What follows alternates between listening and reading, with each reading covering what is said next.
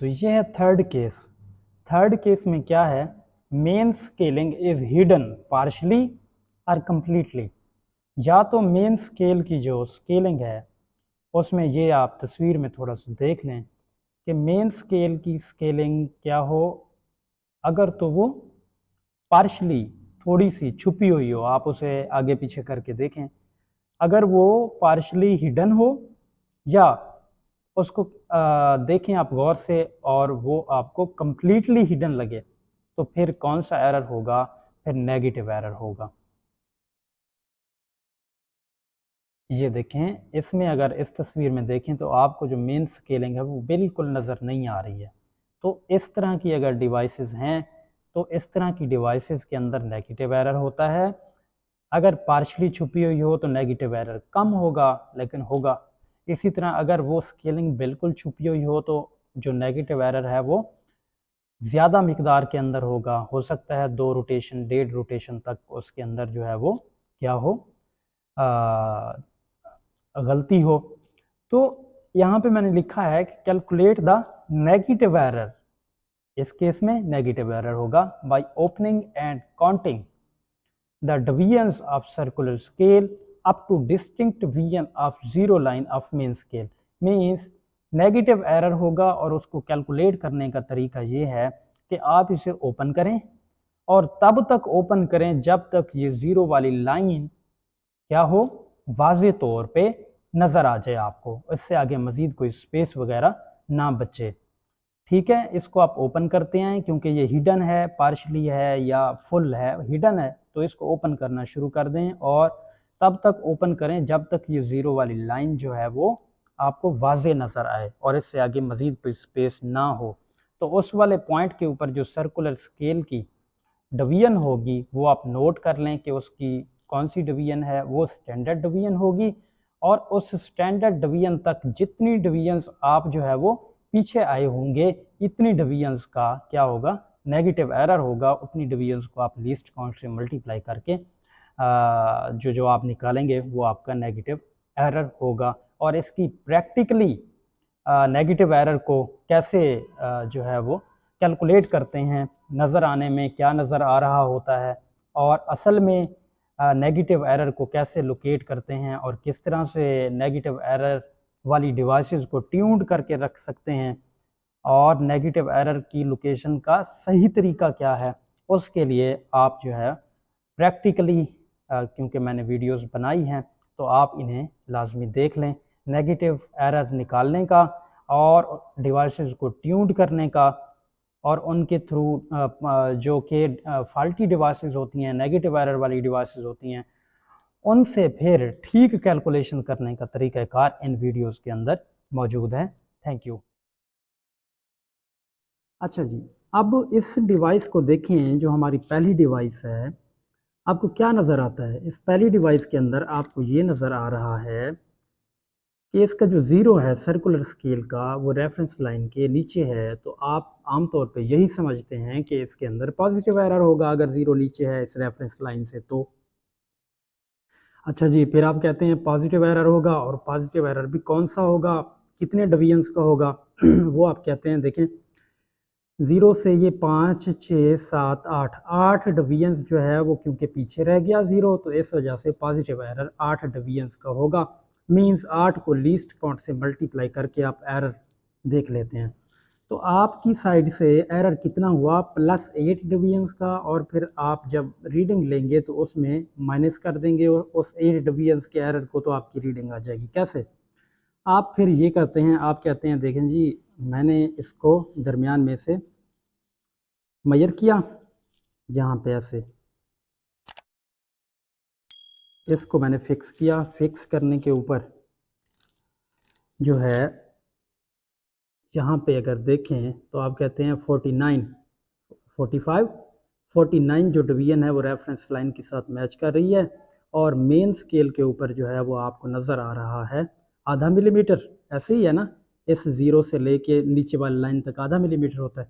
आप कहते हैं देखें जी आधा मिलीमीटर ये हो गया जो मेन स्केल पे आपको नज़र आ रहा है, और 59 डिवीजन इसकी जो है वो मैच कर रही है रेफरेंस लाइन के साथ। तो आपने कैलकुलेशन की 0.5 मिलीमीटर प्लस 49 को आपने मल्टीप्लाई कर दिया लीस्ट काउंट के साथ 0.01 मिलीमीटर के साथ, तो आपकी वैल्यू आई।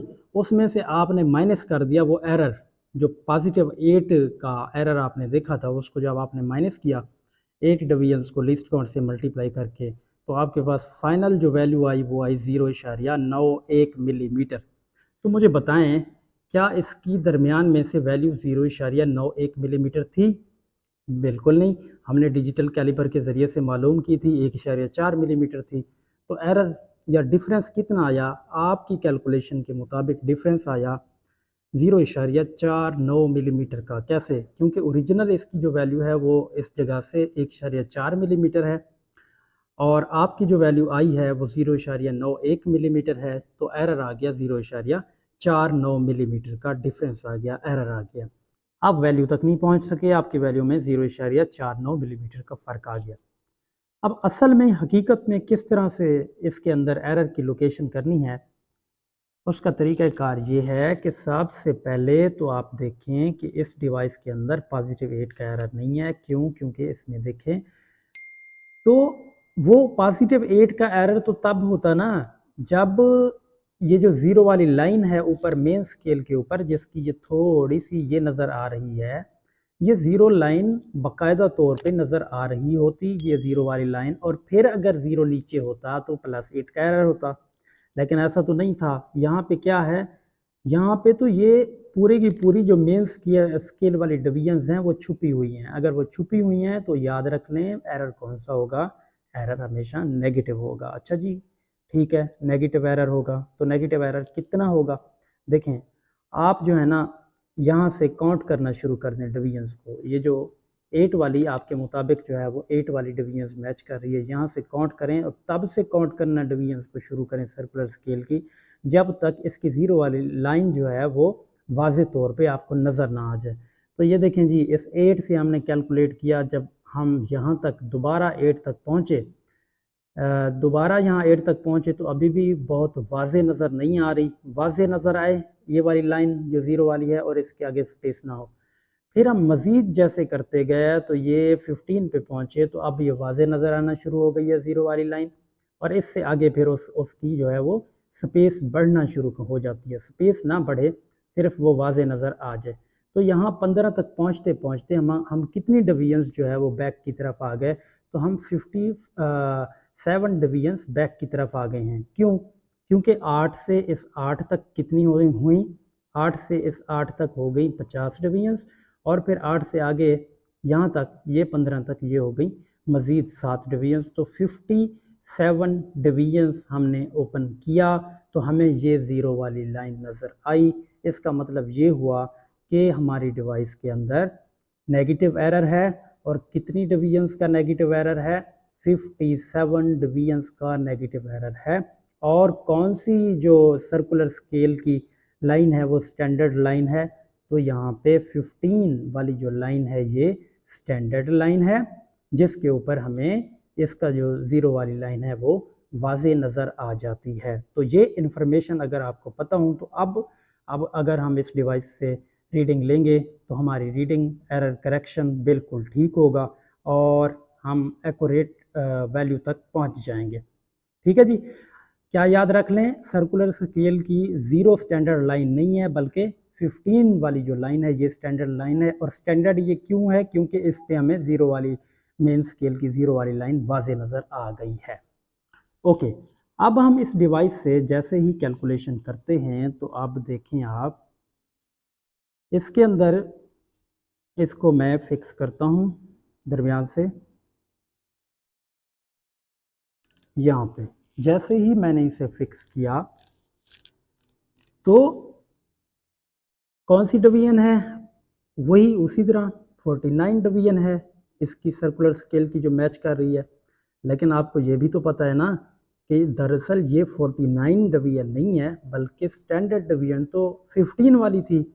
तो इस तरह से 49 में से 15 को अगर आप माइनस करें, क्योंकि इसकी ज़ीरो नहीं है स्टैंडर्ड सर्कुलर की, बल्कि कौन सी है? 15 वाली स्टैंडर्ड है।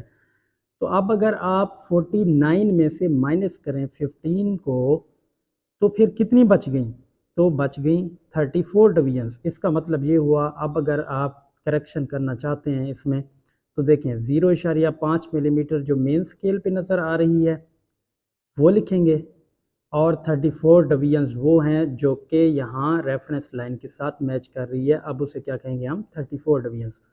तो 34 को जब मल्टीप्लाई करेंगे 0.01 मिलीमीटर के साथ तो ये आ जाएगी हमारी वैल्यू, और उस वैल्यू में फिर आप उस 57 डिवीजन्स के एरर को जमा कर देंगे तो आपके पास वैल्यू आ जाएगी 1.41 मिलीमीटर, जो कि 1.4 मिलीमीटर के बिल्कुल करीब है।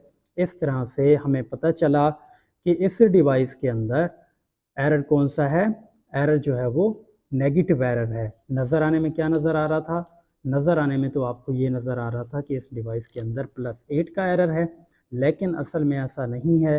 मेन स्केल की डिवीजन्स या ज़ीरो वाली लाइन छुपे होने की वजह से हमें पता चला इस डिवाइस के अंदर नेगेटिव एरर है। और नेगेटिव एरर कितने का है वो हमें स्टैंडर्ड जो लाइन इधर थी जिसको हमने स्टैंडर्ड लाइन माना था, उस लाइन को मद्देनज़र रखते हुए हमने एरर की करेक्शन की। जी, तो इस तरह से आप किसी भी मैनुअल स्क्रू गेज की डिवाइस को ट्यून करके रख सकते हैं, उसकी एरर निकाल के रख सकते हैं। जैसा कि आपने वीडियो में देखा तो उसके मुताबिक मैंने उस डिवाइस के बॉक्स पे लिख दिया कि आपको नज़र आने में जो है वो +8 डिवीजन का एरर नज़र आ रहा है, लेकिन असल में ये 57 का नेगेटिव एरर है, 57 डिवीजन का। और इसमें जो स्टैंडर्ड पोजीशन है, मींस जो नॉर्मल डिवाइस के अंदर 0 होती है, तो जो ये जो एबनॉर्मल डिवाइस है, एरर वाली डिवाइस है, इसमें 0 नहीं है बल्कि 15 है। तो 15 जो है वो नॉर्मल डिवाइस के किसके इक्विवेलेंट हुआ, 0 के इक्विवेलेंट हुआ। तो ये 3 चीज़ें अगर हम लिख के रख लें तो जो न्यू यूज़र होगा उसके लिए बहुत आसानी होगी, और ये डिवाइस जो है वो गलती उसके बॉक्स के ऊपर लिखी हुई होगी, तो आसानी से फिर इस डिवाइस को इस्तेमाल किया जा सकेगा और एक्यूरेट वैल्यू तक पहुंचा जा सकेगा।